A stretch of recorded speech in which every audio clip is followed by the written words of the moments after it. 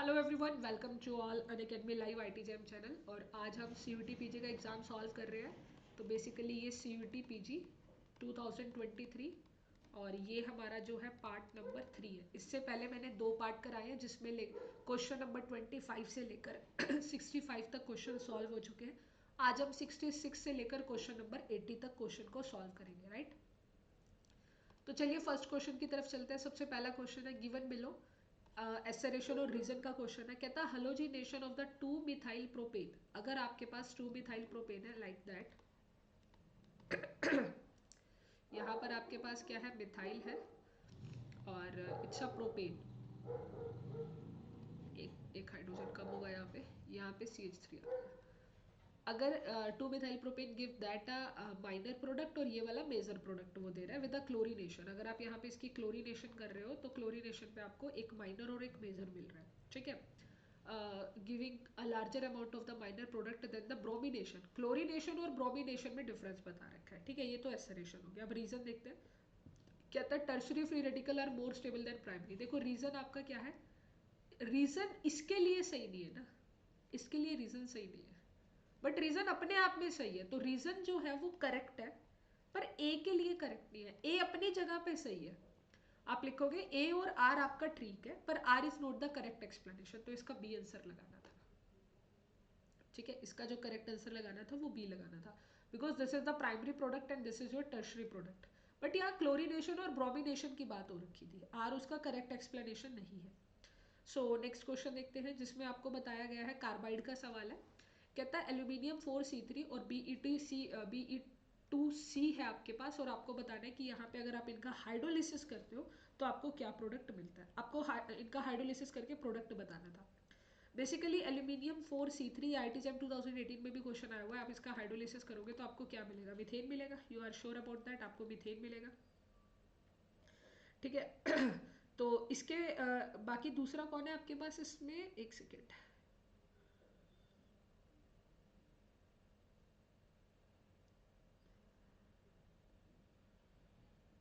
हाँ, तो यहाँ पर आपको एक तो ये वाला तो कंफर्म है मीथेन है। यहाँ पर इसका देखना पड़ेगा। इसमें अगर आप हाइड्रोलिसिस डालते हो तो आपको क्या मिलेगा। आई थिंक सो दैट इसमें आपको क्या मिलना चाहिए, ये जैम 2018 का, इसमें इथाइन मिलता है, C2H8 मिलता है। ये जैम 2018 का क्वेश्चन है और ये 2 नंबर का क्वेश्चन, पता नहीं 1 नंबर का आया था।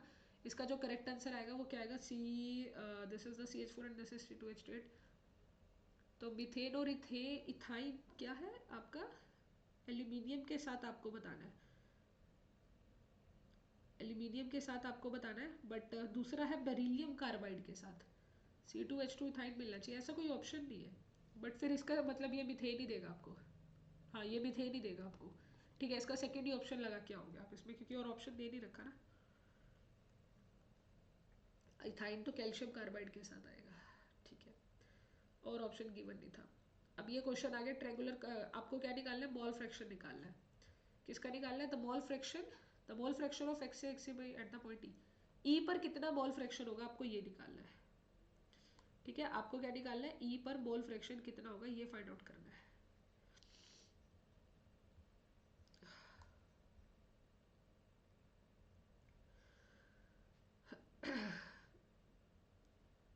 तो ई का मोल फ्रैक्शन निकालते हैं।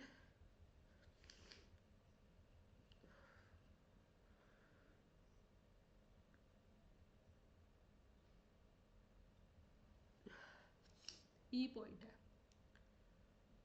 ये आपका ए है,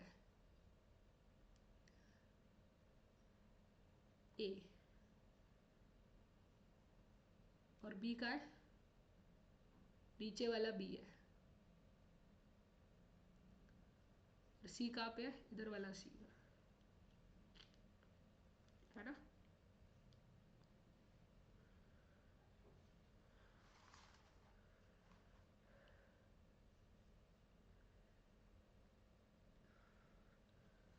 तो अगर आप इसके कोऑर्डिनेट को मैच कराते हो, इसके कोऑर्डिनेट को अगर आप मैच कराते हो तो ये कोऑर्डिनेट है। पहले वाले में कह दिया 0.10 है। देखो ये 0.10 तो नहीं आएगा, ए का 0.10 तो किसी हालत में नहीं आ सकता। आप ए से आंसर निकालना, 0.10 तो आ ही नहीं सकता। ई यहाँ पर है तो ये गलत है, 0.25 भी नहीं आ सकता, ये भी गलत है, आंसर सेकेंड या थर्ड आएगा। बी का 0.75 है, देखो बी का 0.75 भी नहीं आ सकता, 0.4 और 0.6 के बीच में 0.75 तो इधर आएगा, तो ये नहीं आ सकता। 0.40 आ सकता है, बिल्कुल आ सकता है। और सी का 0.05 नहीं, वो भी नहीं आ सकता क्योंकि 0.05 तो नीचे चला जाएगा। अरे ये तो बहुत ईजी है, second question is the right. Easy है, देखने में टफ लग रहा था बट है नहीं, ये टफ, इतना टफ है नहीं। नेक्स्ट देखते हैं। ये इनऑर्गेनिक का क्वेश्चन है जिसमें उसने कहा कि अगर आपके पास बोराजिन है, ये आपका कहाँ पर आया था, जैम के पेपर में।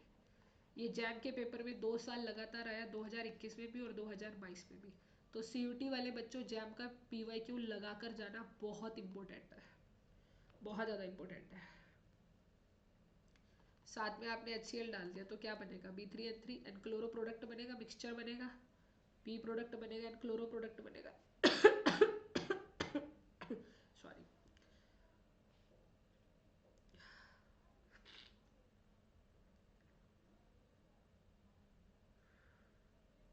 ठीक है, तो यहाँ पर आपका जो प्रोडक्ट बनेगा वो क्या बनेगा, इस तरह से बनेगा। बोरोन है, अल्टरनेट में नाइट्रोजन, बोरोन है, अल्टरनेट में नाइट्रोजन, बोरोन है, अल्टरनेट में नाइट्रोजन। ठीक है, अब यहाँ पर आपने पहले क्या है, सब सब जगहों पर हाइड्रोजन हाइड्रोजन था, हर एक जगह पर 6 हाइड्रोजन है, बट अब मैंने क्या डाल दिया, क्लोरीन डाल दिया। क्लोरीन डालने से क्या होगा, क्लोरीन कहाँ पे लगेगा, जो आपका क्लोरीन होगा वो कहाँ पे लगेगा, जहाँ जहाँ आपका बोरोन है, क्योंकि बोरोन डेफिशिएंट है तो बोरोन के पास जाके क्लोरीन लग जाएगा, और हाइड्रोजन जाकर लगेगा नाइट्रोजन के पास। तो जो क्लोरो है, B chloro product, that case B is the right option. Main group का क्वेश्चन है, SNP ब्लॉक का। ये आपका सरफेस टेंशन का क्वेश्चन है। This is the surface tension. एक कैपिलरी ट्यूब आपको दे दी है, ये थोड़ा सा अनोखा सवाल होता है, कैपिलरी ट्यूब वाला टाइम लेता है। ठीक है, 1 मिनट।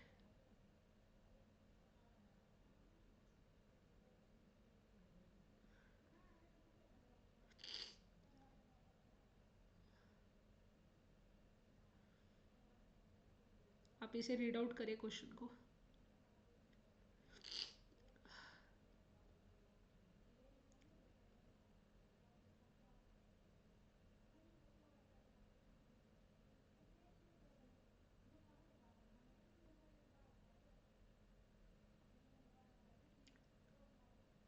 हाँ, तो कैपिलरी ट्यूब का क्वेश्चन है जिसमें आपको कहा गया है, एक कैपिलरी ट्यूब है जिसका आपको रेडियस दे दिया, you find out the, I think surface tension आपको निकालना है, सिर्फ आपको सरफेस टेंशन निकालना है। तो आपको फॉर्मूला पता है क्या होता है, फॉर्मूला आपके पास क्या है, H होता है, 2T होता है, कोज थीटा है, गामा रो जी। ठीक है, अब क्योंकि उसने बोल दिया कि capillary tube of the radius, that one is dipped into the liquid with the density, कुछ इस प्रकार है। कैपिलरी ट्यूब को आप ऐसे करोगे तो कितना हो गया। ठीक है, and the liquid rises in the capillary of the height is that one, with the height आपको दे रखा है 6.30, हाइट आपको दे दिया 6.30, राइट। अब जो थीटा है वो कितना है, यहाँ पे 0 डिग्री है, और कोस 0 कितना हो जाएगा, क्योंकि उसी डायरेक्शन में वो राइज करेगा, 1 हो गया। तो हाइट कितनी दे रखी है, 6.30 सेंटीमीटर। 2 को 2 रखेंगे। टी क्या है, टी क्या है आपका सरफेस टेंशन, वो आपको निकालना है। कोस थीटा कितना हो गया, 1। गामा कितना है, गामा मतलब गामा इज तो बेसिकली यहाँ पे गामा कितना दे रखा है, सॉरी गामा इज ना रेडियस, रेडियस कितना दे रखा है, 0 पॉइंट, इसे चेंज कर लेना प्लीज, 0.105 है, मिलीमीटर में है तो सेंटीमीटर में कर लेना, सेंटीमीटर में, मैं इसको मीटर में कर रही हूँ, या फिर इसको भी आप चेंज कर लेना, डिवाइड बाय 100, और इसको मैंने मीटर में कर दिया, अब सारा मीटर में हो गया। और डेंसिटी किस में दे रखी है, सेंटीमीटर में, तो रो आ गया आपका, यानी सारा क्वेश्चन सेंटीमीटर में करना था। ये ठीक है, बस इसको चेंज कर देते हैं, किसको, अपने डेंसिटी को, मिलीमीटर दे रखा है, converted to the centimetre, 1 millimetre 10⁻³ metre, 1 metre 10⁻² centimetre,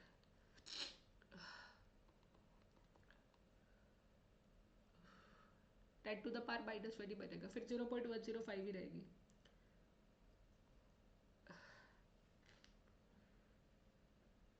centimetre में कर रहा है ना,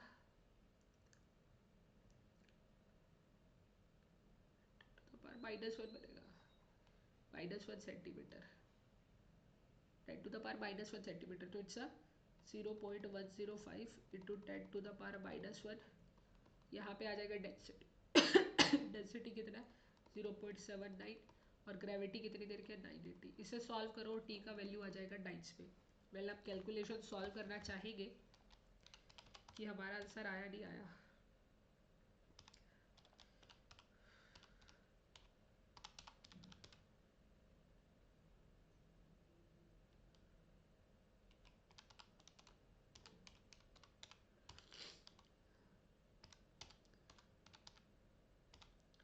ट्वेंटी 25.6 आंसर आएगा, बिल्कुल एक्यूरेट अगर आप इस कैलकुलेशन को सॉल्व करेंगे। ए इज एब्सोल्युटली राइट ऑप्शन।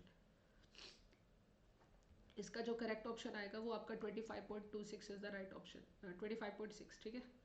तो मेरा आंसर आया 25.6 is the right option. Next देखते हैं 71। The partial molar Gibbs free energy of an ideal gas. Ideal gas की बात कर रहा है वो, कि आइडियल गैस में क्या रिलेशन होता है। The partial molar Gibbs free energy for the ideal gas.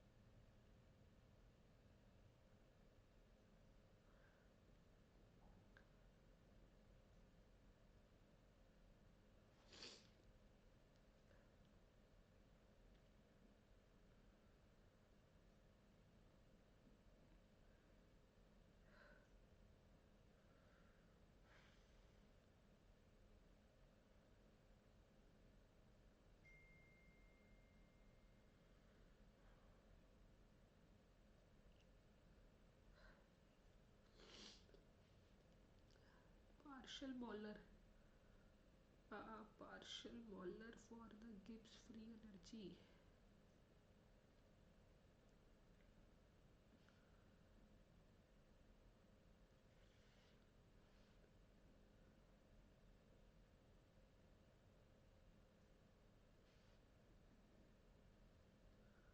पर आइडियल के लिए निकालना है ना, आइडियल के लिए चाहिए, आइडियल के लिए प्योर म्यू आई। हाँ यही आएगा, थर्ड आएगा इसका ऑप्शन। आइडियल के लिए प्योर म्यू आई, नेचुरल लोग एनएक्स आई, ठीक है। 71 का थर्ड ही आएगा, ठीक है। ये डायरेक्ट न्यूमेरिकल आप यूज़ करते हो, वैसे भी प्रेशर तो आप यूज़ ही नहीं करते ना पार्शियल मोलर प्रॉपर्टी में। आप तो मॉल फ्रैक्शन करोगे, टेम्परेचर करोगे या प्योर टेम्परेचर पे नहीं, आइडियल के लिए प्योर वाला इस्तेमाल होगा। यहाँ पे हीट ऑफ रिएक्शन निकालना है आपको, फ्री एनर्जी दे रखी है दो के लिए, अलग अलग टेम्परेचर पर, डेल्टा एच दे रखा है, डेल्टा जी फ्री एनर्जी दे रखी है अलग अलग टेम्परेचर पे। तो हीट ऑफ रिएक्शन निकालना है, हीट ऑफ रिएक्शन निकालना है, नॉट अ एंथैल्पी, ठीक है। हीट ऑफ रिएक्शन निकालना है, नॉट अ एंथैल्पी निकालनी है, ठीक है। सो ट्राई करके देखते हैं किस प्रकार हो सकता है न्यूमेरिकल।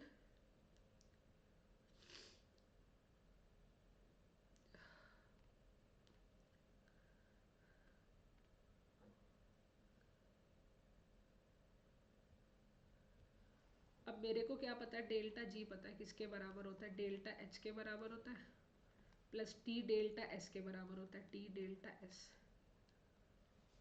ठीक है। बट आपको तो यहाँ पे क्या दे रखा है, एस का तो नामो निशान नहीं है यहाँ पे, एस का तो नामो निशान नहीं है ना। मेरे को डेल्टा एच, डेल्टा अलग अलग टेम्परेचर पे G1 G2 दे रखा है, तो मैं चेंज निकाल सकती हूँ, क्योंकि मुझे पता है डेल्टा एस किसके बराबर होता है, डेल्टा एस बराबर होता है D delta G by D T, change with the temperature. तो आप ये फाइंड आउट कर सकते हो कैसे, डेल्टा जी एक बार कितना है दैट केस, यानी कि माइनस के 28.018 और यहाँ पे कितना है minus of 33.089 divide by change in temperature 35 degree Celsius और 25। इसे सॉल्व करोगे तो कितना आ जाएगा 308 माइनस 25 होता है 298 नियर अबाउट 10 डिग्री सेल्सियस। तो यहाँ से आपका डेल्टा एस ही आ जाएगा एक किस्म से। तो डेल्टा एस कितना आ गया 0.507 किलो जूल, ये आ गया डेल्टा एस। डेल्टा जी कितना है पुट कर दो ये वाला, ठीक है। हाँ फाइनल तो यही है ना, तो ये आ गया माइनस के 28.018 किलो जूल में डील कर रखा है इसने। बट आंसर किलो जूल में है तो कोई दिक्कत नहीं है। डेल्टा एच मुझे निकालना है। टेम्परेचर कितना है 308 और डेल्टा एस कितना निकाल दिया मैंने 0.507। कितना इजी कैलकुलेशन है देखो, 308 मल्टीप्लाई बाय 0.507 और 156 आ जाएगा लगभग। 156 को ऐड कर दो इसमें तो डेल्टा एच आ जाएगा, या इसको इधर भेज दो तो डेल्टा एच इधर आ जाएगा। बात तो एक ही बनेगी वैसे। ये इधर आके माइनस का आएगा, नेगेटिव आएगा। 156 प्लस 28 इट्स 184। सो मेरे अकॉर्डिंग माइनस के 184 आएगा इसका आंसर। माइनस का आएगा प्लस का आंसर आएगा।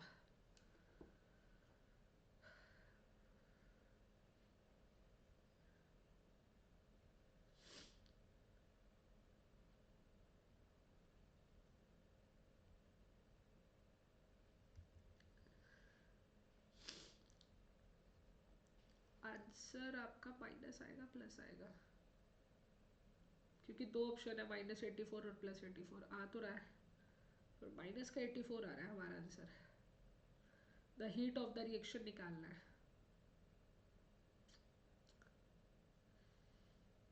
ये एनसीईआरटी की बुक का क्वेश्चन है, इसको आप एनसीईआरटी में भी पढ़ सकते हो।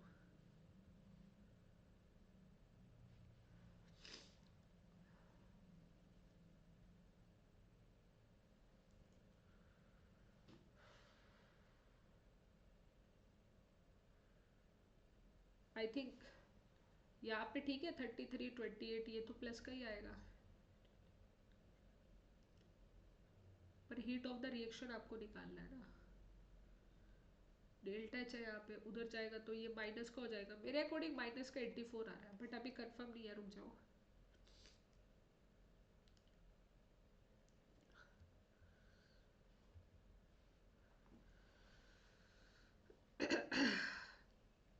डेल्टा जी तो नेगेटिव ही होता है। अब मैं अगर इसमें देखूं तो ये 156 है, मुझे स्पोंटेनियस प्रोसेस करना है। रिएक्शन स्पोंटेनियस होने के लिए डेल्टा एच पॉजिटिव होगा नेगेटिव होगा, वो 156 है। 156 पॉजिटिव का है, तो नेगेटिव होना चाहिए ना, माइनस के 184, तभी तो आंसर आएगा। तभी तो आंसर आएगा। अगर यहाँ पे आप माइनस का 184 लेते हो और ये प्लस का प्लस ही रहेगा, ये टी डेल्टा ऐसे ही रहता है।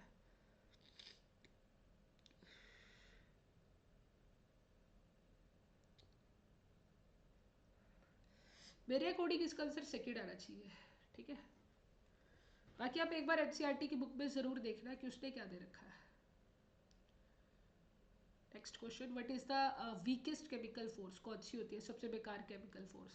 डायपोल डायपोल वाली सबसे बढ़िया होती है। Dipole reduce dipole interaction, I dipole I dipole.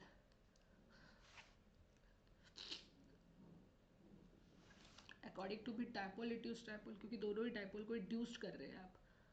Ion होता है तो आयन खुद ही इंड्यूस करता है, आई रिड्यूस द डायपोल इंटरेक्शन। पहले एक बार इसको कंफर्म कर लेते हैं।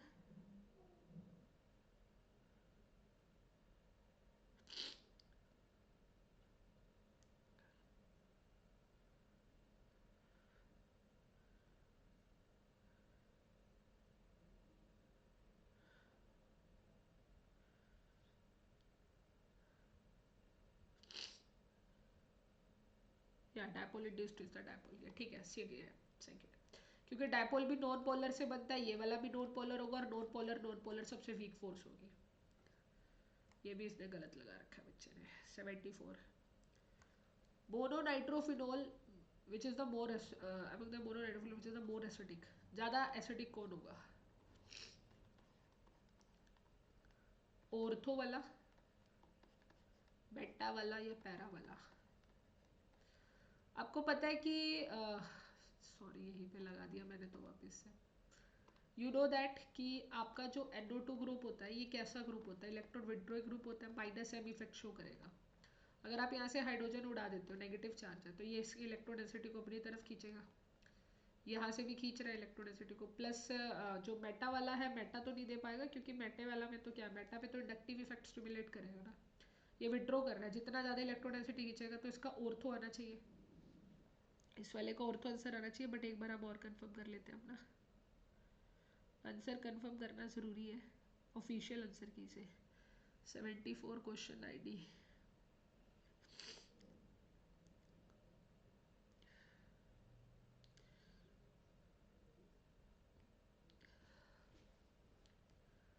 पर ऑर्थो वाले में एक प्रॉब्लम है, वो एच बॉन्ड बना रहा है। हाँ, अगर ये एच बॉन्डिंग बनाने लग गया फिर तो नहीं है हाइड्रोजन को जाने देगा ना, फिर नहीं है हाइड्रोजन को जाने देगा, तो इसका आंसर पैरा ही आएगा, para nitrophenol. There is a para nitrophenol, ortho वाला नहीं आएगा क्योंकि वो एच बॉन्डिंग करने लग गया। 75 क्वेश्चन आपका एड्सॉर्प्शन का, नोट कंसीडर, लेग्यूमर क्या नहीं कंसीडर करता?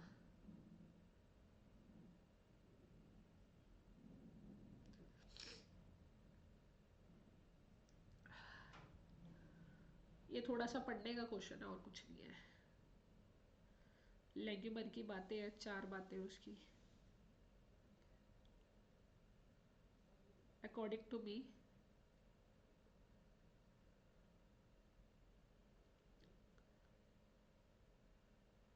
4th आएगा इसका आंसर, फिर भी एक बार कंफर्म करते हैं। एड्सॉर्प्शन टॉपिक है, मैंने अभी रिसेंटली पढ़ा है,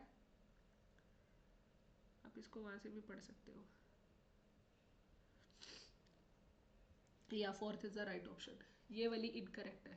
लेग्यूमर कहता है कि एक मॉलिक्यूल ही लगता है यहाँ पे आकर, लेग्यूमर का मानना है एक मॉलिक्यूल लगना और यूनिफॉर्म तरीके से लगता है, और कोई इनका इनसे कोई बातचीत नहीं होती, ये वाली इनकरेक्ट है, बाकी सारी करेक्ट थी। ठीक है।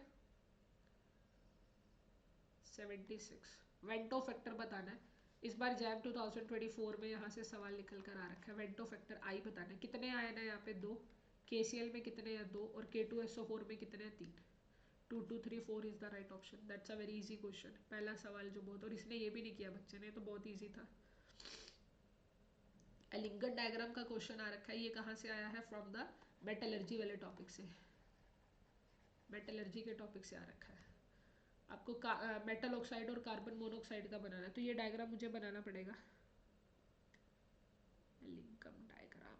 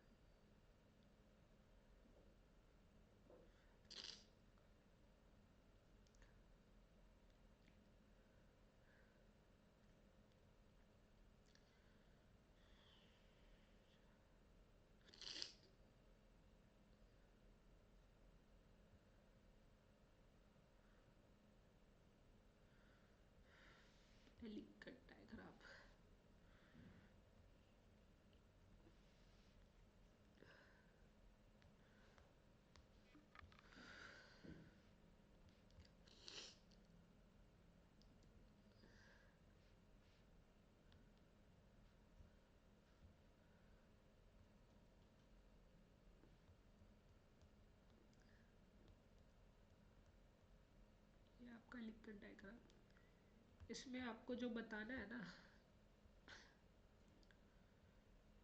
मेटल ऑक्साइड का और कार्बन मोनोऑक्साइड का बताना है।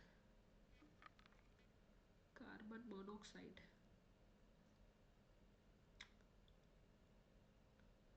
Carbon monoxide from the metal or the for a metal oxide and the carbon monoxide from the metal are respectively। Element के लिए बताना है उसके मेटल ऑक्साइड का, ये थोड़ा देखना पड़ेगा, ये मुझे आपको मैं कल कराती हूँ ये वाला क्वेश्चन, इसको आप होल्ड कर देना, इसको मैं कल करा देती हूँ, ठीक है। एलिगेट डायग्राम मैं कल कराती हूँ। यहाँ पर ईएन रूल बताना था कि कौन फॉलो नहीं कर रहा है, ठीक है। यहाँ पे आपको बताना था कि ईएन रूल आपका कौन सा फॉलो नहीं कर रहा है, तो आपको सबका निकालना था। मैग्नीज क्या होता है, 3d7 होता है, 3d5 होता है, 7 हो गया उसका एटॉमिक नंबर, 5 और 2 10 और 1 18, तो ये तो 18 यानी ये फॉलो कर रहा है, 18 आ गया इसका। और कौन इजीली जिसका निकाल सकते हो आप उनका लिख लो पहले।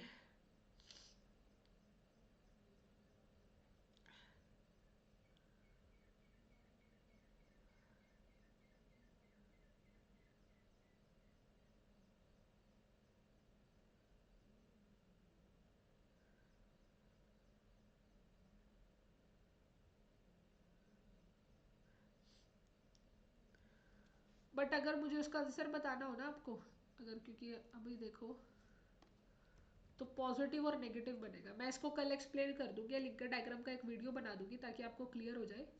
मेटल ऑक्साइड के लिए आपको, या फिर आप अपने आप ग्राफ में देखना, इसका आंसर पॉजिटिव, अरे यारो कहाँ गए आप, पॉजिटिव एंड नेगेटिव आएगा मेटल ऑक्साइड के लिए ऊपर, और कार्बन मोनोऑक्साइड के लिए नेगेटिव आएगा, ठीक है। नेक्स्ट आता है ईएन रूल, जिसमें मैंने कहा कि पहले वाला तो आपका 18 इलेक्ट्रॉन रूल को ही फॉलो कर रहा है, ठीक है। ग्राफ उसका डाउन में ऐसे बनेगा, क्रॉस करते हो जाएगा। तो ईएन रूल के लिए सबसे पहले आपको देखना है कि 36 मतलब कितना इलेक्ट्रॉन फॉलो कर रहा है। 18 से ना करके आप इसको कर लो। मैग्नीज का नंबर क्या होता है, 25 एटॉमिक नंबर है, 10 हो गया प्लस 1 हो गया 36 हो गया, बात तो वही बन गई। वैसे ये 36 फॉलो कर रहा है। जो सेकंड वाला है निक्कल है, निक्कल का होता है 28, pf3 का कितना होता है, एक का 2 इलेक्ट्रॉन होता है, तो 4 का कितना हो जाएगा, हाँ 4 का कितना हो जाएगा, 8 हो जाएगा, ये भी 36 है। सेकंड वाला कौन है आपका, 36 हो गया, यानी कि ये भी नहीं है इसका आंसर, ये भी नहीं है। नेक्स्ट आता है आपका कोबाल्ट का कितना हो गया, एक का 27, दो का 54, कार्बोनिल 16 हो गया, और यहाँ पे मेटल मेटल बॉन्ड भी होगा, 2 हो गया, डिवाइड बाय 2 कर दो तो कितना आ गया 36, यानी ये भी नहीं है ये भी नहीं है, तो आंसर आएगा सीधा थर्ड, आंसर सीधा थर्ड आएगा। 79, इनमें से कौन है आपका लीस्ट कार्बोनिल की फ्रिक्वेंसी, स्ट्रेचिंग फ्रिक्वेंसी लीस्ट कौन शो करता है, आपको लीस्ट बतानी है। तो मेरी एक टेक्निक है, वो क्या है, सबसे ज़्यादा करता है पॉजिटिव, फिर करता है आपका न्यूट्रल, और सबसे कम कौन करता है आपका नेगेटिव। सबसे पीछे कौन आएगा आपका, नेगेटिव आएगा। सबसे कम देखो, पॉजिटिव वाला सबसे आगे, ये सबसे ज़्यादा करेगा, फिर ये करेगा, नेगेटिव में भी इसके ऊपर -1 है, -2 वाला सबसे कम करेगा, ये भी नहीं आएगा ये भी नहीं आएगा, ये आंसर आएगा। सो ऑर्गेनिक का क्वेश्चन 80th, उसके बाद आपको मैं नेक्स्ट पार्ट में सारे क्वेश्चंस करा दूंगी। हॉफमैन एग्जॉस्टिव मिथाइल एलिमिनेशन कराना है, तो बताओ कि इनमें से कौन सा प्रोडक्ट आपका नहीं बनेगा, वो पूछ रहा है कि प्रोडक्ट कौन सा नहीं बनेगा।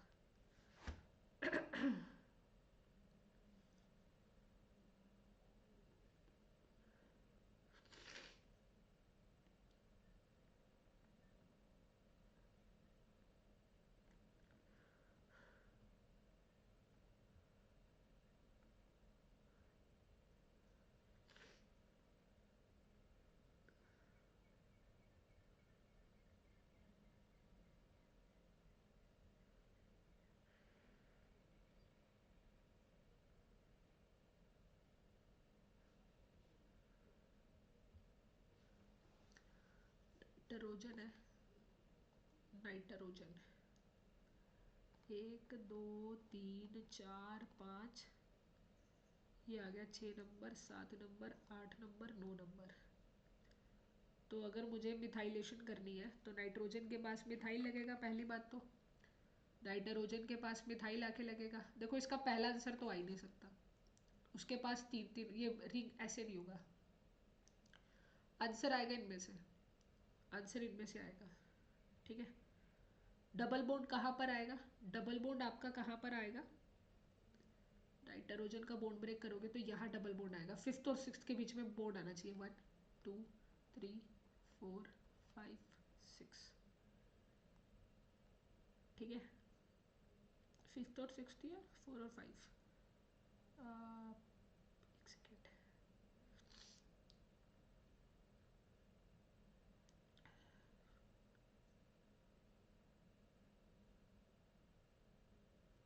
क्योंकि आप बॉन्ड को ब्रेक करोगे, ठीक है। मिथाइलेशन कर रहे हो ना आप, CH3I लगा रहे हो, आपने यहाँ पे CH3I लगा दिया, यहाँ पे मिथाइल लगा दिया, तो बॉन्ड टूटेगा, यहाँ से बॉन्ड टूटेगा, 6 और 7 आएंगे, ठीक है। ये इधर इसमें से कोई प्रोडक्ट बनेगा, 6 और 7, ये बॉन्ड टूट गया, नेगेटिव चार्ज आ गया। So this negative charge comes to be that position, तो नेगेटिव चार्ज यहाँ पर आएगा, नेगेटिव चार्ज यहाँ पे आएगा 5 और 6 के बीच में, तो इसका आंसर थर्ड आना चाहिए।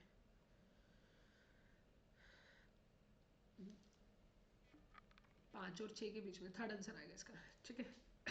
ओके, अब बाकी के क्वेश्चन मैं इसके पार्ट नंबर जो फोर्थ होगा उसमें कराऊंगी, तो सारे क्वेश्चन आपके हो जाएंगे। क्वेश्चन नंबर 81 से लेके 100 तक 20 क्वेश्चन मैं आपको पार्ट फोर्थ में करा दूंगी, बहुत ईजी पेपर बचा है। और आपका उसके बाद आप कमेंट करके ज़रूर बताना ये वीडियो आपके लिए कितनी हेल्पफुल हो रही है। साथ के साथ मैं आपको इन्फॉर्मेशन दे देती हूँ, flat 50% off, price rising from the March 1 अगर आप आई टी जम 2025 या 26 की तैयारी करना चाहते हैं तो अलका कैंप कोड यूज़ करके सब्सक्रिप्शन ले लीजिए। आप ब्रांच वाइज रैंकर देख सकते हैं, टॉपर्स, हमारा यकीन बैच स्टार्ट हो बाय रील सर, और ये हमारा कोर्स फ्लो है जिसको हम फॉलो करने वाले हैं। Udaan batch for the GATE chemistry के लिए अगर आप गेट की तैयारी करना चाहते हैं, और बहुत सारे प्लस के फीचर हैं जिनका आप बेनिफिट उठा सकते हैं। Thank you so much.